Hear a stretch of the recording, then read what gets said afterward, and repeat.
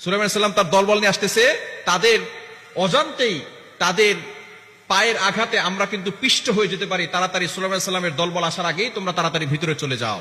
সুলাইমান আলাইহিস সালাম এই কথা শুনলেন, শোনার পরে আল্লাহর শুকরিয়া আদায় করলেন আর বললেন, আল্লাহ, একজন পিপিলিকা সেও কথা বলছে, নেতৃত্ব দিচ্ছে, একজন পিপিলিকার মাথায় কতটা বুদ্ধি রয়েছে। আল্লাহর শুকরিয়া আদায় করলেন, নিয়ামতের শুকরিয়া আদায় করলেন। হযরত সুলাইমান আলাইহিস সালামের আরো একটি ঘটনা রয়েছে। সুলাইমান আলাইহিস সালাম একবার নদীর পাড়ে বসে আছেন, এমন সময় দেখে দূর থেকে একটা পিপিলিকা তার মুখের ভিতরে একটা গম নিয়ে সামনে হেঁটে হেঁটে যাচ্ছে। নদীর পাড়ে যাওয়ার পরে অনেক সময় ধরে অপেক্ষা করছে, হঠাৎ করে দেখে নদীর কাছে একটা ব্যাঙ এসেছে। ব্যাঙ আসার পরে পিপিলিকাটা তার মুখের ভিতরে গম নিয়ে সেই ব্যাঙের মুখের ভিতরে ঢুকে গেছে। ঢুকে যাওয়ার পরে এবার ব্যাঙটা পিপিলিকাকে নিয়ে চলে গেল নদীর তলদেশে। যাওয়ার পরে সুলাইমান আলাইহিস সালাম মনে মনে চিন্তা করলো, হয়তো ব্যাঙটা পিপিলিকা খেয়ে ফেলেছে।